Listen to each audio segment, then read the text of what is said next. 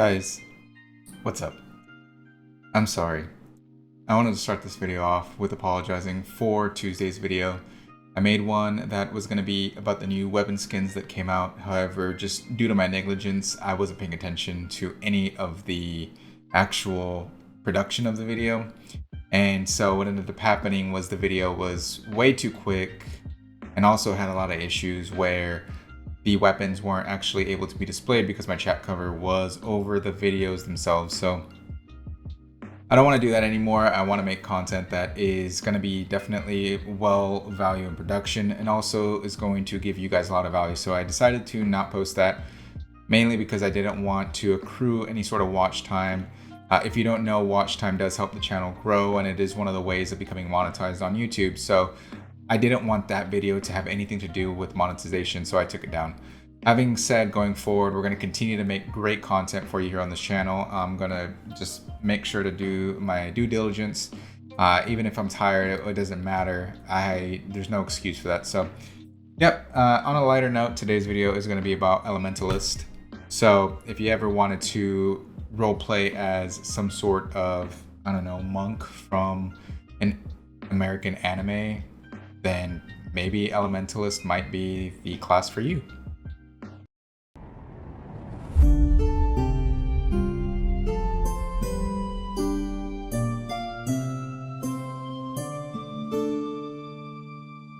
Also, if you haven't yet, hi, I'm Keyba. Please consider subscribing to my channel. It really helps with the YouTube algorithm.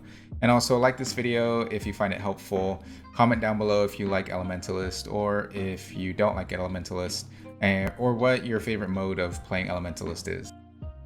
Alright, so with that being said, I decided to move my camera over to the bottom corner of the screen. Hopefully that removes any sort of issues going forward when I decide to record. Right, so let's get right to it. What an Elementalist does. So the mechanics behind Elementalist is, well, let's start with the lore. You're going to be a character that harnesses fire, air, earth, and water, which is going to be displayed on your function bar. I will get a little bit into detail later on in the video there. You'll see some of the ways of playing it, as well as my beginning of discussing Elementalist is going to break down as to how it's played and why it's played in certain game modes. But yeah, F1 is your fire generally, your F2 is your water, your F3 is your air, and your F4 is your earth skill. Now, they wear light armor as well, so they're going to be in the same realm of armor such as Mesmer and Necromancer. And the attunements are very unique. They are very specific in what they're attributed in. So fire attunement is going to gain you it's more towards damage and burning enemies. Water attunement is more for the support and healing abilities. The air attunement is going to be more for some damage like burst damage and crowd control. I'm sorry, that's the air attunement, yeah. And the earth attunement is more for a little bit of damage over time and defensive abilities. When one of these weapons, so you're going to have, the thing about Elementalist, let's just go down to it. You only have a few different weapons. You're going to use staff, you'll be using dagger as your main hand, scepter, sword. Dagger is more for close range combat as well as support. Scepter is going to be for medium range. You will more likely see a high damage output Elementalist using scepter. Sword is going to be more for that brawling close counter as well. More or less condition weaver. You'll see a lot of condition Elementalists use the sword. And then you also have your offhand. Dagger is going to be more of the offensive offhand. It gives you some sort of offensive abilities as well as defensive abilities. Focus, the most common offhand. It's just the most well-rounded one, if you were to ask me. Has a lot of disables, area of effect abilities, and defensive abilities that are really good. Warhorn provides assistance. This is more when you're using a Tempest. I just wanted to make note that Warhorn is a Tempest and Sword is also a Weaver, so you have to unlock the specializations in order to gain access to these weapons. The Aquatic is your Trident. You only have a Trident for underwater. That's not too important. The important thing to know here is that whenever you're using these weapons, your skills are going to change based on the attunement that you're in. And this gets a little bit more complicated once you start messing around with Weaver as at that point in time you'll be using two different, how do I say, attunements at the same time. Let's go over some of the skill types. So you have you have these 1, 2, 3, 4, 5, 6. So you have 6 different skill types. These are, once again, your utility skills. You'll be using your arcane. These are skills that are more magical energy. These are, if you're looking for damage, you want to slot an arcane skill for utility. The aura skills are more for the defensive abilities. They give you auras around yourself and around your allies. So if you want to play more of a support, you may want to slot 1 or 2 auras. Cantrips or defensive charms. A lot of the times you'll see cantrips being used on duelist classes. You can also slot 1 cantrip, such as a flash, which allows you to blink away, if you needed that for your support or any class. So cantrip is the well-rounded one. Conjure, this is elemental weapons that you kind of make. You're effectively what it's called, the conjure. You conjure elemental weapons that have specific unique abilities attached to them. These are very, very niche, so just take that lightly if you want to use one. I don't necessarily recommend using them all. You have your glyph skills. Glyphs are positive and negative. These are more like a passive effect, as well as, so these really synergize with your attunements, but also when you activate them, they are all unique. Similar to signets. Signets provide a passive bonus and can be activated as well. The only difference between glyph and signet is glyph focuses more on what attunement you have.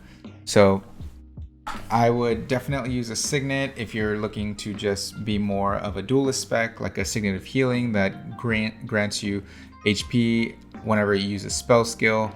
And then the glyph, there could be like a glyph of renewal, which allows you to either heal allies when you use it or give you passive abilities depending on what attunement you're on. Your specializations, you have these 5 core specializations and then the 2 elite ones. Once again, you have fire, air, earth, water, arcane. So they're really keeping in line with Elementalist being that well-rounded master of the elements. Let's just break it down. Each of these is going to increase the proper attunement. So fire is going to increase fire, air is going to increase air, and so forth and so forth. As well, they also are going to enhance some of the utilities, such as fire being conjures, air being glyphs, earth signets, water cantrip, and arcane is going to be obviously the arcane skills. So this is all in the wiki. Once again, if you want to read a little bit on what the specific benefits of using a core core trait. The elite specializations are going to be a little bit different. Tempest has a unique overload attunement ability, which allows your attunements to have a unique offensive or defensive ability, however you want to look at it. They grant you access to Warhorns and also give you access to Shouts, which is some more of your utilities there. You'll see a lot of people playing Tempest if they want to do support. It is probably, out of the 3, out of Core, Tempest, and Weaver, it has the highest support capabilities. And then Weaver is going to grant you access to swords and stances. Stances being similar to Warrior, where you have a stance that does pulsating effects, and also dual wielding attunements, which we'll talk about a little bit later on in the video. However, yeah, Weaver, more or less, what's good about Weaver is you will see Weaver being played in a couple different ways. You can use Weaver as a pure damage class, or you can use Weaver as a duelist style of class there for you. All right, everybody, the first thing we're going to go over, I have a clip here. We're going to talk about the attunement swapping on Weaver, because I personally believe that it will kind of help just understand it while it's already kind of fresh in your mind. So the best way I could do that was just through a fight, and I'll go ahead and try to slow this down a little bit. See if I can.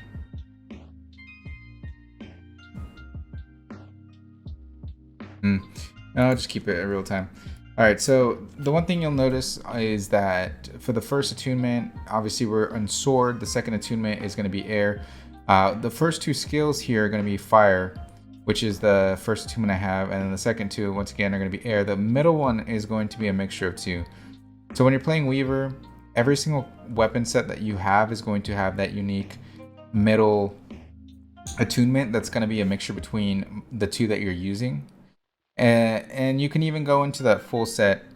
The biggest thing is that you do have to cycle. So if I went to fire and I press air, you'll see what's going to end up happening is, so I'm in fire air right now. I'm fighting this other weaver, and then I go into fire earth. So what ends up happening is, and then after that I go into water earth. So what ended up happening in the beginning was right here as I am in earth and fire, since I clicked earth, it becomes the first primary numbers 1 and 2 skills in my on my combat bar there. And then fire ends up switching over. It's like carrying over, right? Like addition, subtraction, you minus and carry the 1 over. Carries to number 4 and 5, and then number 3 once again is the mixture of 2. They really did a good job at creating the lore here. Obviously, if you mix fire and earth, you get like molten rock or whatever. So that's kind of the skill there. I just wanted to point that out. But that's what ends up happening. I go into earth and then water there. So you see once again the water skills become my main skills. Earth becomes my secondary, and in the middle is a mixture.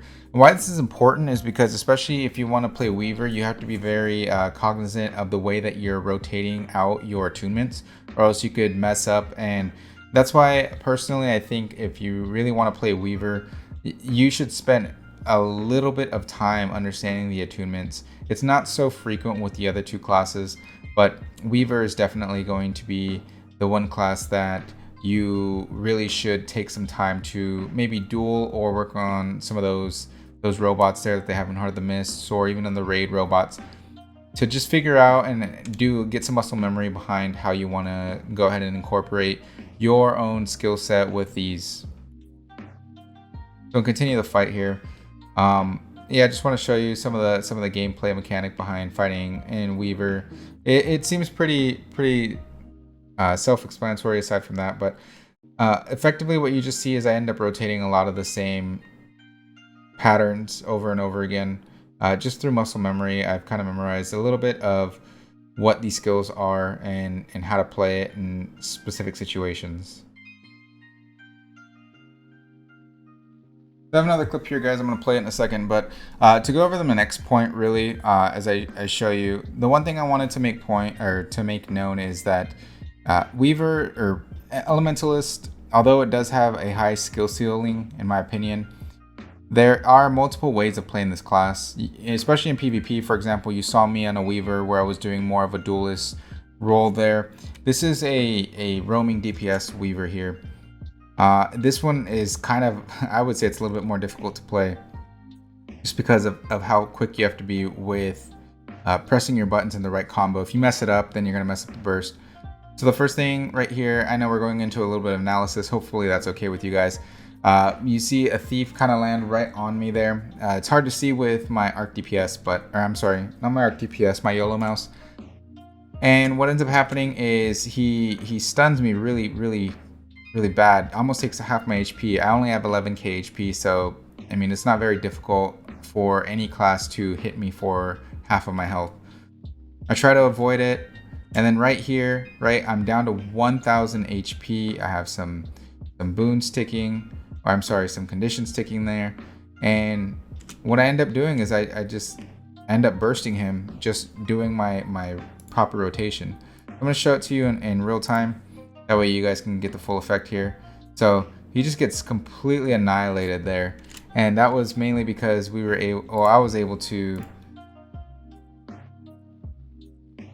I was able to time out my skills properly. If we go slow by slow, frame by frame, what I do is I try to land a 3 here. I don't believe I land it. So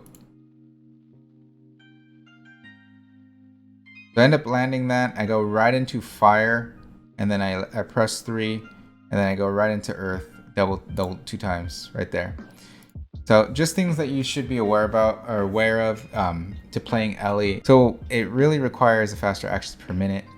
If you have quick fingers and if you are familiar with Guild Wars 2 combat, then picking up Ellie might be a little bit easier for you than if you're just starting on. However, once again, if you're just starting with the free version of the game, this isn't something to really worry about. I personally think that Ellie will be fine as a first class. So take that for what it is. This is just more on the high level if you wanted to PvP, especially if you wanted to play Weaver and try that out. So once again, guys, this is a different role, right? We went through the roaming role, we went through the burst DPS, and this is a support Tempest. Just to kind of show you here what the overloads look like as well. I am supporting this Necro who seems to be just standing on node. I don't think that his monitor was turned on, to be quite honest with you guys, because it just felt like he was standing there. Maybe he was mobed. But yeah, I spent all this time trying to just heal him. And so that's an overload right there. As you see, there is a different symbol on the attunements once you're in them. For example, the water attunement swapped over to a bubble. The bubble does a passive healing and also gives frost aura, which benefits you and hurts the enemy. You see there at the final part of the overload, my teammate was healed. He went into reperform there. And then I go ahead and just switch, trying to support him as best as I can. Another overload here, which is the air one. I end up stowing it because I didn't want to pop the full counter. That's just more of a personal thing here. My overall goal here is supporting him through auras. You see we have a couple bubbles on us. The reason I'm doing that is because there's a lot of range damage coming up from that ranger. That's most of the range damage is condition damage anyways. So these reflect bubbles that we're using are able to reflect the attacks from the ranger. However, he's still standing on node. Okay guys, I'm sorry, just get off node. We don't own the node. There's no point to stand on it. If you are like this, I want to teach you right now. Please do not stand on node like this. Just get off the node. And we'll worry about fighting him later. Bring him over to somewhere and then we'll kill him. But this isn't going to work, especially against a trap ranger. I was just a little frustrated. But yeah, as you see here, support Ellie works just as well. I mean, there's two people just dashing damage on this guy. And he is still alive because of my support. Once the third comes in, it is just all but over from here. I'm not able to do much. And then from here, I end up just leaving because I just did not want to stay in this fight anymore. But yeah, as you guys can see, it all works. Support, DPS, and a duelist side node Elementalist. So in PvP, you have a lot of versatility. Alright, so we're going to go ahead and go to the meta battle page.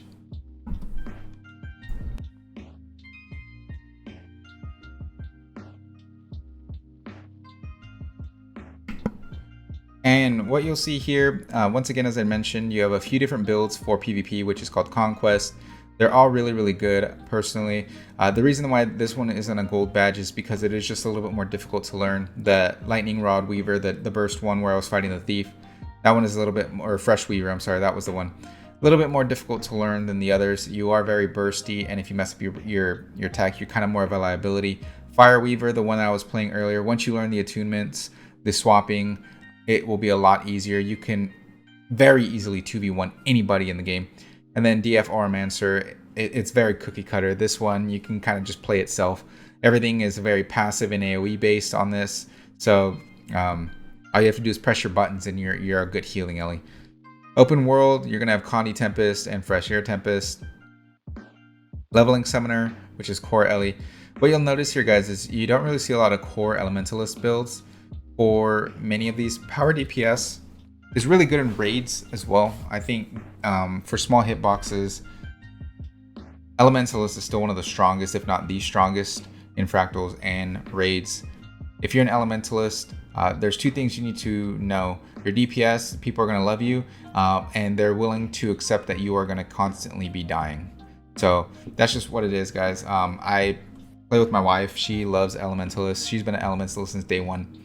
And to this day, no matter how well I try to heal her, it's just inevitable that an Ellie is going to die in a raid or anything. But it's fine. You can just res them. I even show you right here. We have some Reddit posts. I'm having some real issues playing Ellie and dying. I need perspective and help. First thing, Ellie is absolutely glass cannon unless you go with defensive stats. So it is absolutely glass cannon no matter what. Right here as well, I die a lot on Elementalist in PvE. How do I survive solo in Elementalist? I've been trying to play Elementalist and just people, unfortunately, I've been dying a lot. This is not uncommon, guys. You will be dying a lot on Elementalist. especially in PvE. Now PvP, it's a matter of, you know, everyone dies, but how much you die is just dependent on how good of a player you are and how well you are at zoning those things. But in raids, strikes, and fractals, just don't even worry. Don't get discouraged if you end up dying a couple times. It's fine. Or 10 or 20 times. You know what? It's okay. World v World, you have a few builds here. So once again, as I mentioned, it's all Tempest and Weaver. Elementalist is fun to play, guys, but I'm gonna leave you with this, right? At this part of the video. If you don't have the expansions, it might be a little bit more difficult. So take that for what it's worth. If you're coming into this game and you just want to play it and you don't really either want to buy the expansions or for whatever reason, right, you're not into the expansions, I don't recommend Elementalist if you're looking for endgame content, specifically for these reasons that Tempest and Weaver are just a lot better, and you can get away with playing a lot of other core classes like Guardian, Warrior, Thief, even just some other classes that are going to be a little bit better if you decide not to go with the paid version of the game. Having said, you have a place in World versus World, you have a place in Raids, you have a place in Open World and Conquest. So if you go all in on Elementalist, you want to learn the class, you're okay with dying a few times, then by all means, you will be okay. I promise you. This is your class. You will be the avatar. Well, that's it, guys. I hope you like this video. Once again, I apologize for the last video. I'm glad that we didn't get any view time on it because it was subpar to your standards as well as mine. If you like this video and you like to see more content, definitely let me know by leaving a comment, liking the video, and also if you haven't, consider subscribing. That's it for now. I will see you on the weekend. Later.